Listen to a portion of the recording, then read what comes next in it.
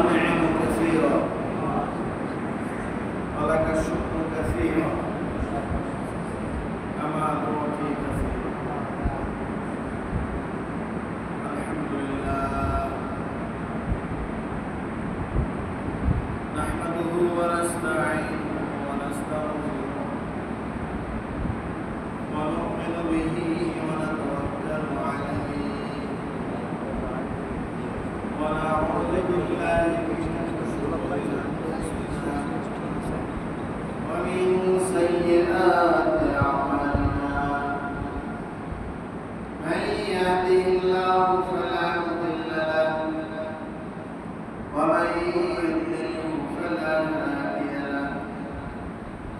ونشهد أن لا إله إلا الله وحده لا شريك له. ونشهد أن سيدنا وسندنا وحبيبنا ومولانا محمدا عبده ورسوله الذي أرسله بالحق بشيرا ونذيرا وداعيا إلى الله بإذنه وسراجا منيرا. أما بعد فأعوذ بالله من الشيطان الرجيم. بسم الله الرحمن الرحيم. وإذا تتلى عليهم آياتنا قالوا قد سمعنا لو نشاء لقلنا مثل هذا إن هذا إلا أساطير الأولين. وإذ قالوا اللهم إن كان هذا هو الحق من عندك فأمطر علينا حجارة من السماء أو ائتنا بعذاب أليم. وما كان الله ليعذبهم وأنت فيهم وما كان الله معذبهم وهم يستغفرون. وقال رسول الله صلى الله عليه وسلم استغفروا الله إنه هو التواب الرحيم. وقال النبي صلى الله عليه وسلم الإيمان له بضع وسبعون شعبة أولها شهادة أن لا إله إلا الله وأدناها إماتة الأذى عن الطريق والحياء شعبة من الإيمان أو كما قال النبي عليه أفضل الصلوات والتسليم. اللهم صل على محمد وعلى آل محمد كما صليت على إبراهيم وعلى آل إبراهيم إنك حميد مجيد.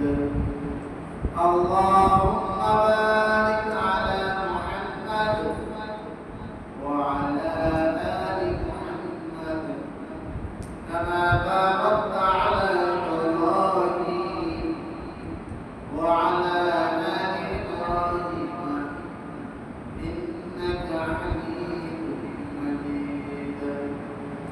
بلغ الغلا بكماله كشف الدجى بجماله حسنت جميع خصاله صلوا عليه وآله. الحمد لله.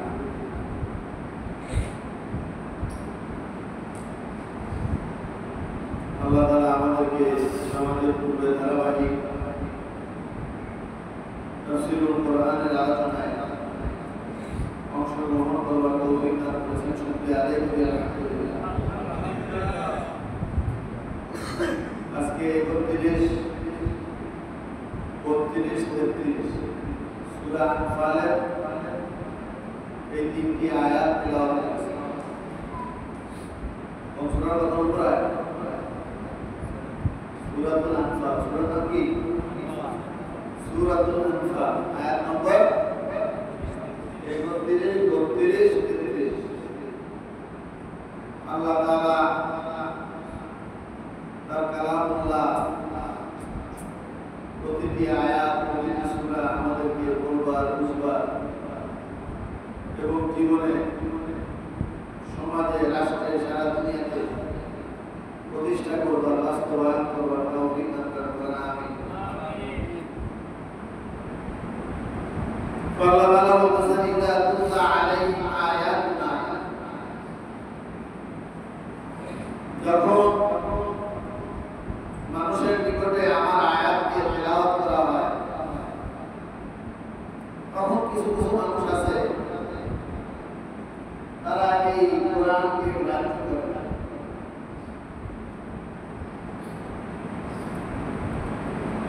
আল্লাহর কালাম বলে পৃথিবীর সমস্ত মানুষকে কোরআনকে গ্রহণ করে, মূল্যায়ন করে। যদি সমস্ত মানুষ আল্লাহর কালাম হিসেবে কোরআনকে মূল্যায়ন করত, তাহলে কি পৃথিবীতে কোনো অশান্তি থাকত? কোনো অসুবিধা থাকত? কোনো মারামারি থাকত? আজকে পৃথিবীতে যতটুকু অশান্তি, যতটুকু অরাজকতা, যতটুকু অন্যায়, পাপাচার দৃশ্যমান, তার পিছনে মূল কারণ হলো মানুষ আল্লাহর বিধানকে আল্লাহর বিধান হিসেবে মেনে নিচ্ছে না, আল্লাহ তাআলাকে রব হিসেবে মেনে নিচ্ছে।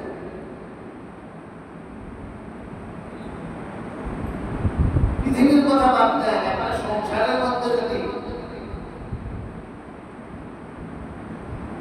সংসারের যিনি কর্তা থাকে তাকে যদি কেউ না মানে, তাহলে ওই সংসারে কি শান্তি থাকে না অশান্তি বিরাজ করে?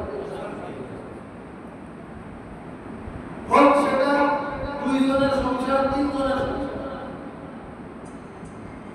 এখন তো ছোট ছোট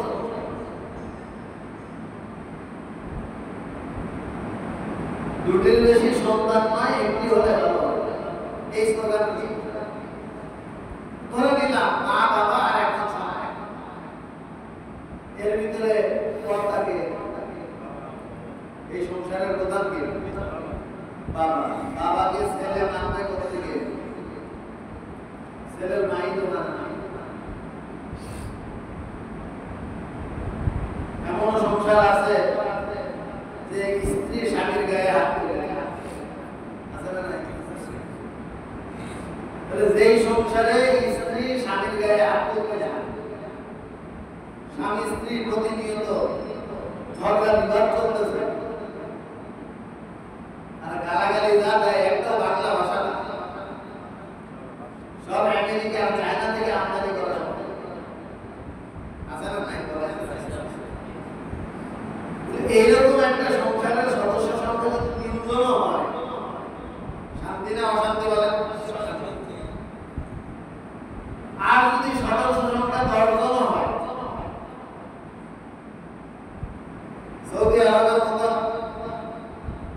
এক একজন 4টা করে বিয়ে করে, আর এক এক স্ত্রীর পেট থেকে 6 জন, 7 জন, 8 জন করে সন্তান, এমনও আছে। তবলিগের মাস্টারদের জামাত যায় না, এক পরিবার থেকেই 10 জন হয়, একজনের 4 বিবি, আবার এক একজনের 3-4টা করে ছেলে। তো এই একজনকে আমির বানায় দিলেই 8-10 জনের একটা জামাত হয়ে যাবে। কিন্তু 4 জন স্ত্রী স্বামীকে এমন মানা মানে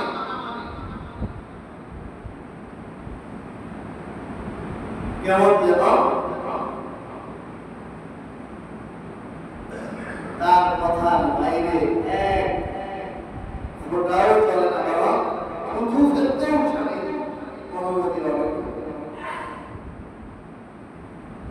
তাহলে এরকম সংসারের সদস্য যদি 20 জন হয়, 50 জন হয়, কোন অশান্তি আছে বলে? এর উদাহরণ পৃথিবীতে আছে, আছে না?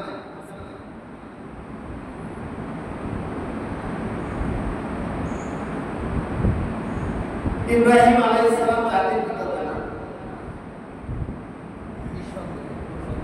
কোনো সন্দেহ আছে? পুরা জাতির পিতা যা ছিল তা তো শেষ। তার দুই এক জায়গায় লেখা ছিল জাতির পিতা, তো ওই জায়গায় এখন লেখা ছিল জাতির পিতা ইব্রাহিম আলাইহিস সালাম। টাকা দেওয়ার সময় আমরা দেখি না? ইব্রাহিম আলাইহিস সালাম যে জাতির পিতা হলেন কিভাবে?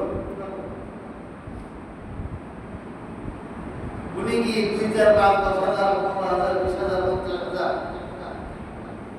উম্মত রেখে গেছেন? না, ওনার 2 জন বিবি ছিল, একজনের নাম হাজেরা আর একজনের নাম সারা। বলেন একজনের নাম কি? হাজেরা, আর একজনের নাম সারা। সারা বিবির গর্ভ থেকে একটি সন্তান হয়েছে, তার নাম ইসহাক।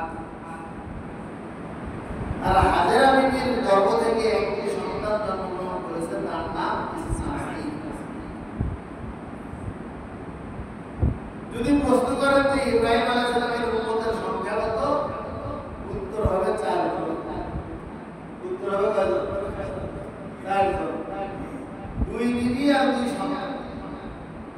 বলেন কয়জন? কে কে? 2 বিবি আর 2 সন্তান। ইসহাক আলাইহিস সালামের সন্তানের নাম ইয়াকুব আলাইহিস সালাম।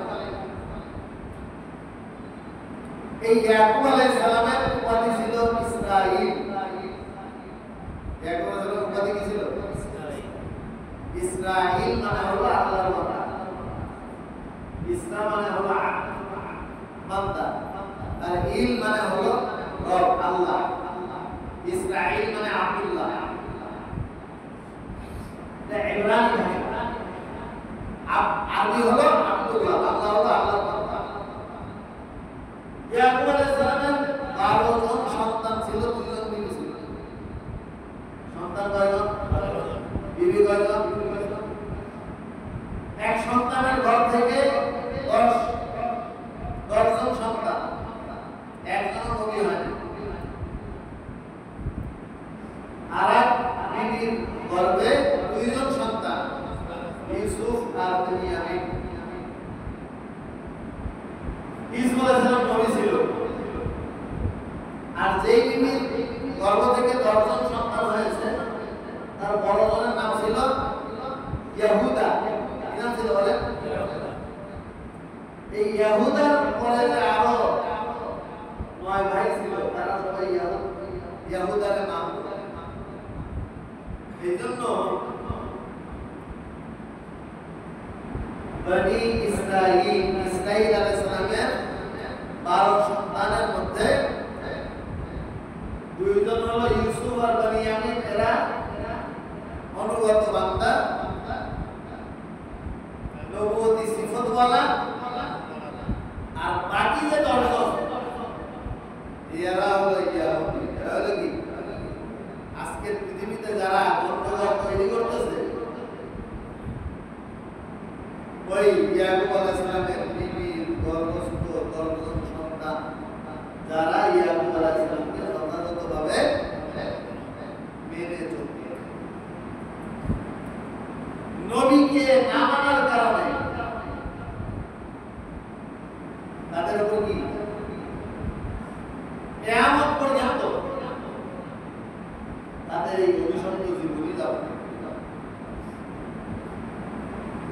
ইহুদিদের পৃথিবীতে কোথাও রাষ্ট্র ছিল না, আর কিয়ামত পর্যন্ত হবে না। বর্তমানে যে ইসরাইল, এটা ফিলিস্তিনের মুসলমানরা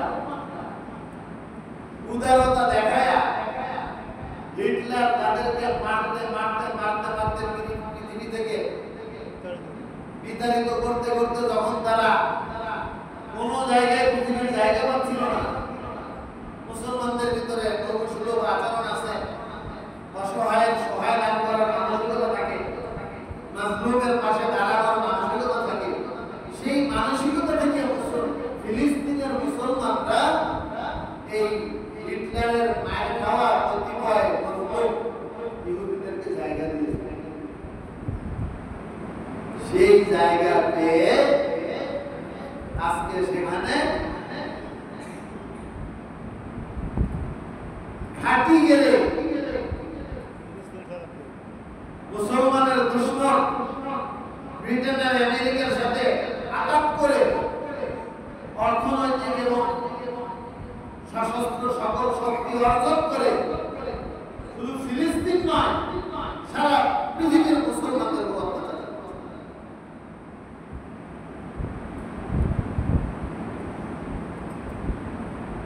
শান্তি আর অশান্তির কেন্দ্রবিন্দু বুঝে আসছে, কিন্তু ইউসুফ আলাইহিস সালাম পিতা ইয়াকুবকে অক্ষরে অক্ষরে মানত। এই জন্য আল্লাহ তাআলা ইউসুফ আলাইহিস সালামকে কেমন সম্মান দিয়েছিল, মিশরের বাদশা বানায়। এবং পরবর্তীতে যত নবী আগমন করেছে, যেটা হুদ আলাইহিস সালাম বলেন, লূত আলাইহিস সালাম বলেন, শুআয়ব আলাইহিস সালাম বলেন, সালেহ আলাইহিস সালাম বলেন, মুসা আলাইহিস সালাম বলেন, দাউদ আলাইহিস সালাম বলেন, সুলাইমান আলাইহিস সালাম বলেন, জাকারিয়া আলাইহিস সালাম বলেন, ঈসা আলাইহিস সালাম বলেন, যত নবী, এই সমস্ত নবী ওই ইউসুফ ইবনে ইয়াকুব ইবনে ইসহাক ইবনে ইব্রাহিম আলাইহিস সালামের বংশধর বনি ইসরাঈল।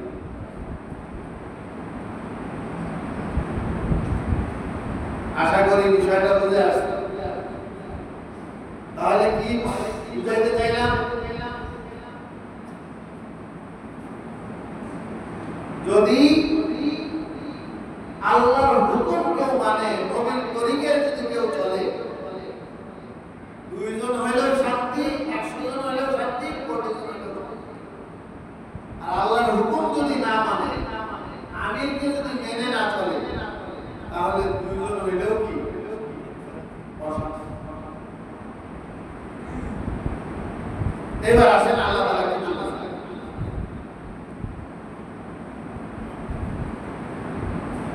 ইযা তুতলা আলাইহিম আয়াতুনা,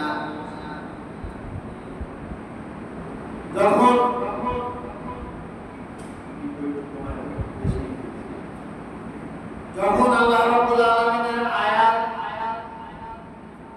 আল্লাহ রাব্বুল আলামিনের নির্দেশনা আল্লাহর বান্দাকে শোনানো হয়। আমি যেমন প্রত্যেক জুমার দিন জুমার আগে কোরআনের আয়াত থেকে আপনাদেরকে শোনাই, এটা কি আমি আমিরুল ইসলামের নির্দেশনা নাকি আল্লাহ? আল্লাহর নির্দেশনা। আল্লাহর নির্দেশনা শোনার পরে কেউ কেউ বলে থাকে কদ সামি'না, এই সমস্ত কথা তো আমরা শুনেছি। কি শোনার আছে? এর শুনতে শুনতে আমার মুখস্থ গুজরাট কি আছে সব আল্লাহ পক্ষে। লাউ নাশাউ লাকুলনা মিসলা হাযা, আমরা চাইলে এর চেয়ে ভালো ওয়াজ করতে পারি। বলে না বলে না? লাউ নাশাউ, যদি আমরা চাই, লাকুলনা মিসলা হাযা, আমরা এর মতো বলতে পারি। আমরা কি কম জানি নাকি? হুজুর কি জানে? আমরা কি কম বুঝি নাকি? হুজুর কি বলে? আমরাও পড়াশোনা করি, হুজুরের কি পড়াশোনা করে? আমার ঘরে বাংলা তাফসীর আছে, বলে না বলে না বলেন? বলে এত আগে গিয়ে সময় নষ্ট করার দরকার নেই।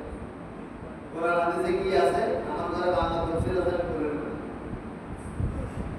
এই মানসিকতার কারণে মসজিদে আসে।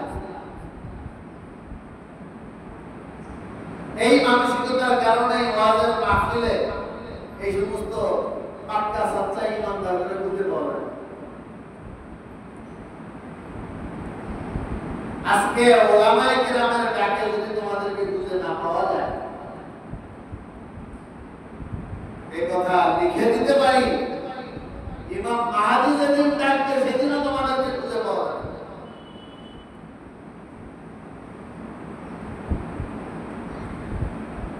কিয়ামতের ময়দানে আল্লাহ যখন ডাকবেন, আমার প্রতিবেশীরা কারা?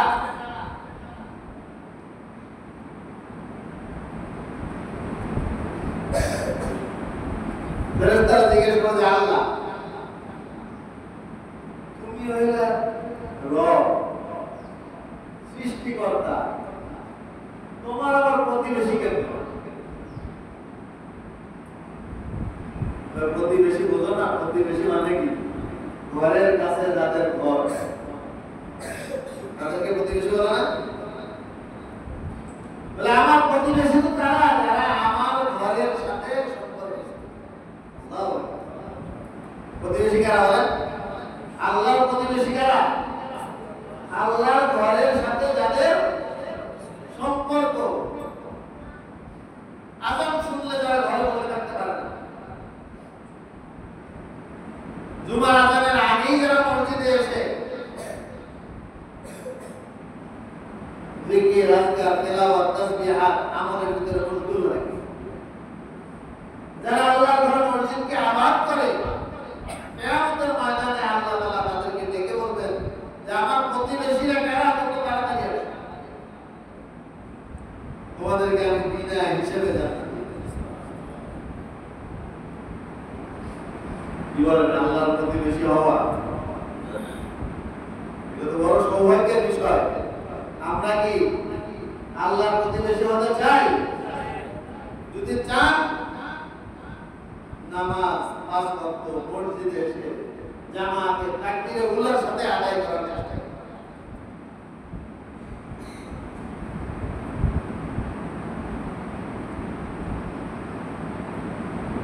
আয়াতুল মুনাফিকি সালাসা, ইযা হাদাসা কাযাবা, ওয়া ইযা ওয়া'আদা আখলাফা, ওয়া ইযা তুমিনা খানা।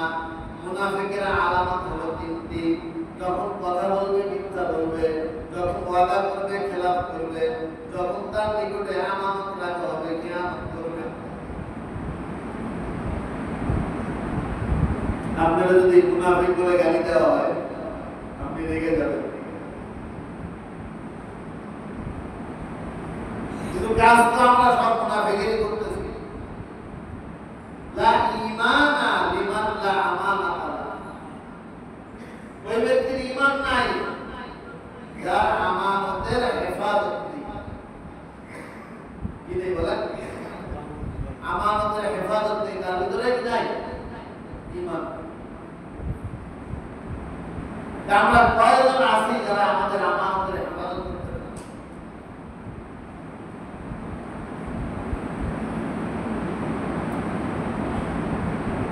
ঈমান, ভালোবাসা, ভক্তি, যোগ্যতা, সাহসিকতা, এটা দাবির জিনিস নয়, এটা প্রমাণ করে দেখাইতে হবে। ঈমান, বিশ্বাস, ভক্তি, আস্থা, ভালোবাসা, সাহস, এগুলো কি করতে হয়? দাবি করলে হবে না। হুজুর নামাজ না পড়লে কি হবে? আমার ঈমান ঠিক আছে না। আপনার নামাজই আপনার ঈমানের প্রমাণ।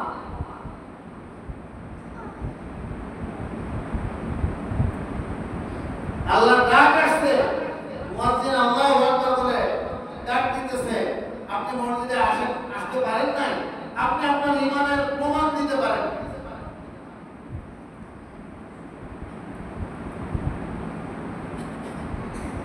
আপনার কাছে একজন একটা স্বর্ণের অলংকার রাখলো যে আমার বাড়িতে সিকিউরিটির অভাব, যে কোনো মুহূর্তে চোর ডাকাত আসতে পারে, রাখার ভালো ব্যবস্থা নাই, আপনার কাছে এই 1 ভরি ওজনের স্বর্ণের অলংকারটা রাখলাম, সামনে আমার মেয়ে বিয়ে দেব, ওই সময় লাগবে। এই যে রাখছেন, এখন গিয়ে চাইলে আর পাওয়া যায়, আজকে না কালকে, কালকে না একদিন আসিস, এরকম আছে না? লা আমানাতা লা ঈমানা লিমান লা আমানাতা লাহু, যার ভিতরে আমানতের হেফাজতের মানসিকতা নাই, তার ভিতরে ঈমান। এটা তো একটা আমানতের উদাহরণ দিলাম।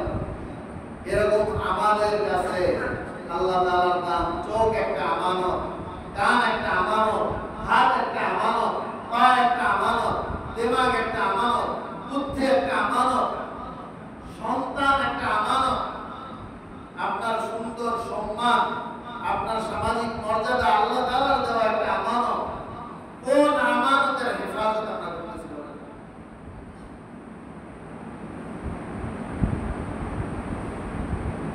সুতরাং আমাদের ঈমান বড় দুর্বল, আমাদের ঈমান বড় দুর্বল। সুতরাং বড় বড় দাবি করলে হবে না যে এরকম কোরআন হাদিসের বয়ান আমরাও পাই। ইন হাদা ইল্লা আসাতিরুল আউয়ালিন। কোরআনের আয়াত শুনে, কোরআনের গল্প শুনে, কোরআনের বার্তা শুনে, মেসেজ শুনে তারা বলে এই সমস্ত কথা কোনো মূল্য নেই, এগুলো কোরআন নামার কিসসা কাহিনী ছাড়া আর কিছুই নয়।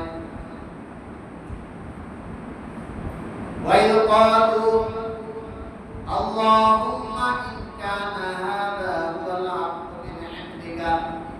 শুধু তাই নয়, এই বেঈমানরা এতটুকু বলে যে এই কথাগুলো যদি আল্লাহর হয়ে থাকে, আর যদি আমরা আল্লাহর কথা অবমাননা করে থাকি, তাহলে আল্লাহর আযাব এসে আমাদেরকে গ্রেফতার করবে।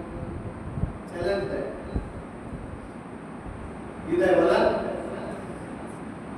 আমাদের সমাজে অবশ্যই ভাবে জাহেলি যুগের মতো চ্যালেঞ্জ দেয় না। আমাদের সমাজে কি বলে জানেন? ওই দেখছি তো হুজুররা কি পারে, আমরাই তো ভালো আছি। নামাজ না পড়লে কি হবে? টাকা পয়সা তো আমাদের কাছেই আছে, কামাই রোজগার তো আমরাই করতেছি, টাকাই তো আসে। যদি হুজুরে এতই পারে, আমাদের কাছে টাকার জন্য আসে। ওই জামানার বেঈমান কাফেররা যেভাবে কথা বলতো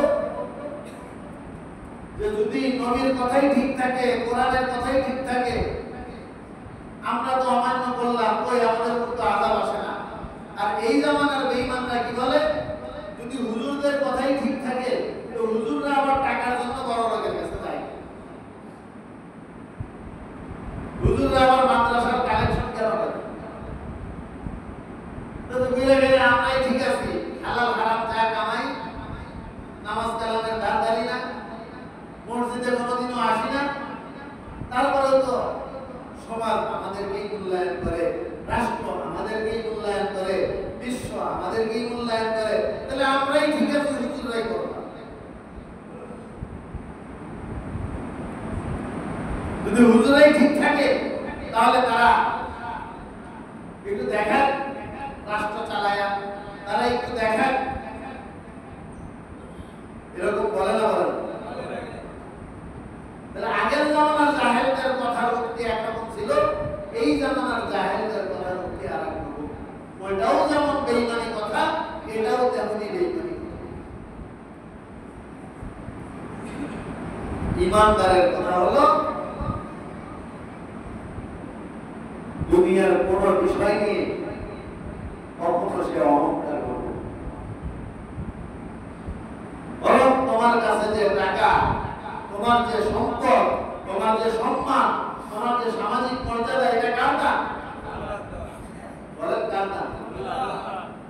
কত মানুষ তো কোটিপতি ছিল, মুহূর্তের ভিতরে পথের ভিখারি হয়ে গেছে। উদাহরণ নেই? আছে না? বলেন।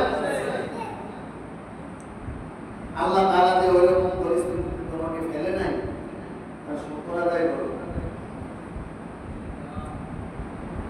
এই যে ওই দিন বিমান দুর্ঘটনা যে ঘটলো, ঘটনার 1 সেকেন্ড আগেও তো জানে না যে এতগুলো প্রাণ এভাবে ধরে যাবে। একই পরিবার থেকে দুটি সন্তান, তিনটি সন্তান মুহূর্তের ভিতরে হাওয়া হয়ে গেছে, আর তাকে কোনোদিন খুঁজে পাওয়া যাবে না।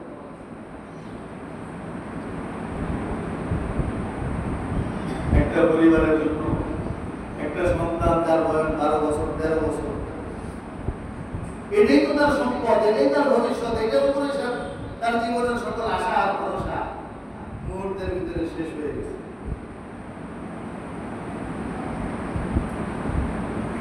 সুতরাং তোমার সন্তান, তোমার সম্পদ, তোমার সামাজিক মর্যাদা, এটাকে যদি তুমি মনে করো যে এটা তুমি নিজে উপার্জন করেছো, নিজের কষ্ট দিয়ে শ্রম দিয়ে তুমি অর্জন করেছো, তাহলে ভুল। এটা আল্লাহর দান। কার দান? আল্লাহর দান। আল্লাহর নিয়ামতের শুকর আদায় করো এবং আল্লাহর হুকুম মতো, আল্লাহর নির্দেশ মতো তুমি চলো এবং আল্লাহর নির্দেশনাকে মূল্যায়ন করো।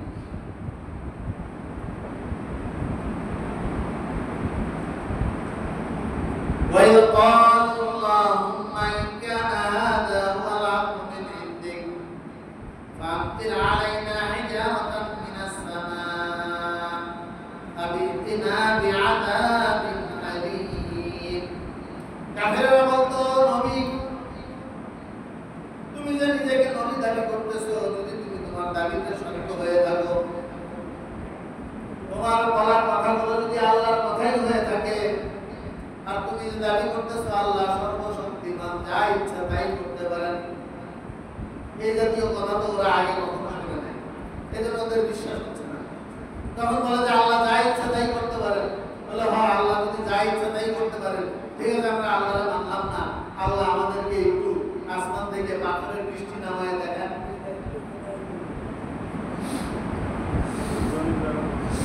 আমরা তো অনেক পরের জামানার মানুষ এবং ইতিহাস দেখার, ইতিহাস পড়ার, ইতিহাস দেখার ভিডিও চিত্র পর্যন্ত আমাদের সামনে প্রমাণ করে, যার কারণে আমরা অত বেয়াদবের মতন কথা বলি না। কিন্তু ওই জামানার মানুষগুলো তো না ইতিহাস পড়ছে, না ইতিহাস দেখছে, না পূর্ববর্তী জামানার কোনো মানুষের বাস্তব চিত্র তাদের সামনে আসে। এই জন্য নবীর কথাকে তারা ডাইরেক্ট অ্যাভয়েড করছে, ডাইরেক্ট অবমাননা করছে, আর বলছে তুমি যদি সত্যই হয়ে থাকো, তোমার কথা যদি সত্যই হয়ে থাকে, তুমি যে আল্লাহর কুদরতের কথা বলতেছো, তিনি যা ইচ্ছা তাই পারেন, সেরকম যদি পেরে থাকে, ঠিক আছে, আমরা আল্লাহরে মানলাম না, দেখি আল্লাহ আমাদের উপর পাথরের বৃষ্টি বর্ষণ করুক, দেখি। তো নবী লাজবাব হয়ে গেছে, কারণ নবী তো আর আল্লাহর উপরে হুকুম চালাইতে পারে এমন ক্ষমতাওয়ালা নবী নয়। নবী তো আমাদের মতনই মানুষ, আল্লাহ তাআলার পক্ষ থেকে নবী সিলেক্টেড, আল্লাহর প্রতিনিধি হিসেবে। সুতরাং নবী তো আর আল্লাহর উপরে ক্ষমতা চালাইতে পারবে না, আল্লাহর কাছে আবেদন করতে পারবে।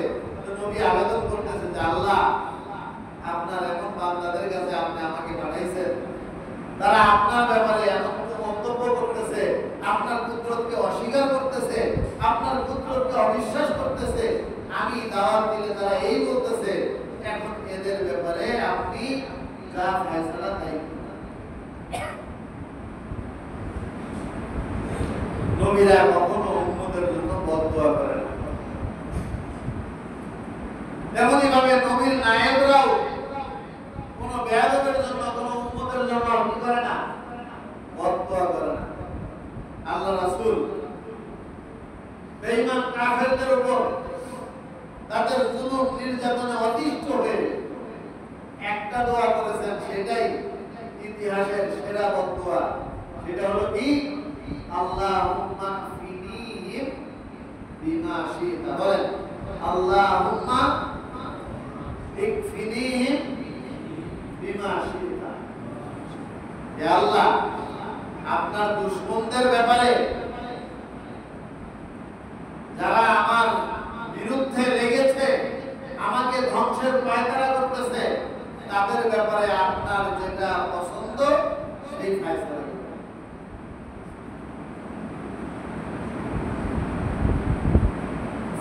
আমরাও বেঈমান কাফের মুরতাদ মুনাফিক যারা ইসলামকে ধ্বংস করার ইসলামের বিরুদ্ধে ষড়যন্ত্র করার সমূহ পায়তারা করে তাদের জন্য রাসূলের শিখানো এই দোয়াটাই আর নূহ আলাইহিস সালাম দোয়া করেছিলেন রব্বি লা তাযার আলাল আরদি মিনাল কাফিরিনা দাইয়ারা আর নূহ আলাইহিস সালামের সাথে এমন বেয়াদবি করা হয়েছে নূহ আলাইহিস সালাম নৌকা বানাইছে আল্লাহ তাআলার নির্দেশে নিজের মন করা বানাইছে না আল্লাহর নির্দেশে বানাইছে এরা ঠাট্টা মশকারি করতেছে কই সারা জীবনে একবার সারা বছরে বৃষ্টি হয় না আর এই পাগল হয়ে গেছে নৌকা নূহকে পাগল আখ্যায়িত করে শুধু তাই করে ক্ষান্ত হয় না তোর নৌকায় কেউ উঠবে না এই যে আমরা এসে পায়খানা করছি আইসে নৌকা বেড়ে কি করছি পায়খানা করে তোলায় কি পরিমাণ অপমান অবশেষে আল্লাহ রাসূল নূহ আলাইহিস সালাম কষ্ট সহ্য করতে না পেরে দোয়া করছেন রব্বি লা তাযার আলাল আরদি মিনাল কাফিরিনা দাইয়ারা আয় আল্লাহ এই কাফেরদের কোন ঘরকে আপনি ছাইরেন ইন্নাকা ইন তাযারহু ইউদিল্লু ইবাদাক ওয়ালা ইয়ালিদু ইল্লা ফাজিরান কাফারা এদেরকে যদি আপনি ছেড়ে দেন এরা যে কয়জন আমার বংশের মানুষ আমার ছেলে যে কয়জন মুসলমান হয়েছে এদের কেউ বেঈমান বানাইছে অলরেডি নূহ আলাইহিস সালামের এক সন্তান কেনানকে ওরা বেঈমান বানাই ফেলছে ইন্নাকা ইন তাযারহু এদেরকে যদি আপনি ছেড়ে দেন এদের স্পর্ধা বাড়ার যদি আপনি সুযোগ করে দেন ইউদিল্লু ইবাদাক আমার যে বংশের লোক যারা আমাকে মানে এদেরকেও বেঈমান বানায় ফেলবে ওয়ালা ইয়ালিদু ইল্লা ফাজিরান কাফারা আর এদের বংশ থেকে কোনো ভালো মানুষ পয়দা হবে রব্বে গফিরলি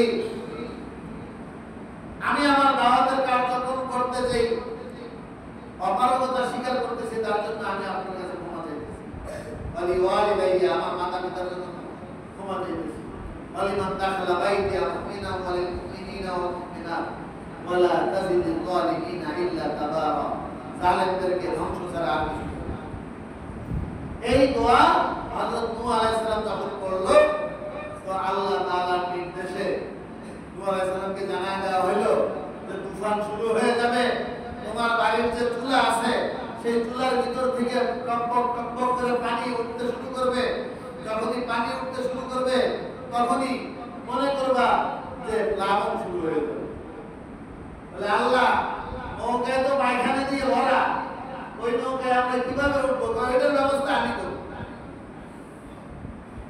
এটার ব্যবস্থা কে করবে বলেন না কে করবে আমি করবো বলে কেমনে করবে দেখো কেমনে করবে তো নৌকার ভিতরে মানুষ পায়খানা করতে জাতি জাতি এক বুড়ির সব হয়েছে সবাই যখন নূহ আলাইহিস সালাম নৌকার ভিতরে পায়খানা করে আমি একটু যাই তো বুড়ি যায় কোনো মতে কষ্ট কষ্ট করে নৌকার উপরে উঠে পায়খানা করতে দিছে তো ঠাস হয়ে পড়ে ওইটা গিয়ে পায়খানার ভিতরে ডুব দিয়ে ওইটা দেখে যে তার বয়স 18 বছরের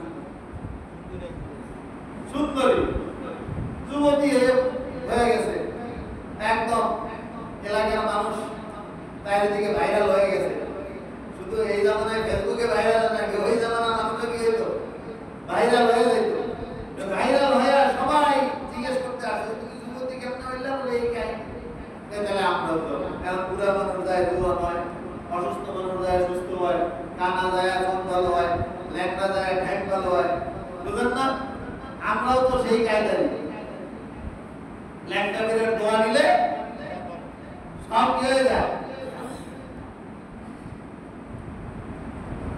আল্লাহর মর্জি পরিষ্কার হইতে হইতে নৌকা ধুইয়ে পুইছে পরিষ্কার করে চাইছে একদম নতুন বানায় কি বানায় হচ্ছে নতুন বানায় এরপরে আল্লাহ তাআলা নির্দেশ দিয়েছেন নূহ আলাইহিস সালাম 82 জন তার বংশীয় লোক নূহ আলাইহিস সালামের 4 জন সন্তান ছিল কয়জন হাম সাম ইয়াফেস কেনান কেনান বেঈমান ও যায় না এই হাম সাম ইয়াফেস ও তাদের বংশের মোট 82 জন ব্যক্তি নিয়ে নূহ আলাইহিস সালাম আর প্রত্যেক জোড়ায় জোড়ায় বিভিন্ন পশু পাখি নিয়ে উঠলো, আর বাকি সব প্লাবনে ভেসে গেল। কেনানকে ডাকলো, এই কেনান তুমি আসো। আর আল্লাহ তাআলাকে বলল যে আল্লাহ আপনি কেনানকে মাফ করে দেন, আমার সন্তান, ইন্নাহু মিন আহলি, সে আমার সন্তান। আল্লাহ তাআলা আরশ থেকে ধমকি আসলো, ইন্নাহু লাইসা মিন আহলি ইন্নাহু আমালুন গায়রু সালেহ, সে তোমার বংশধর নয়।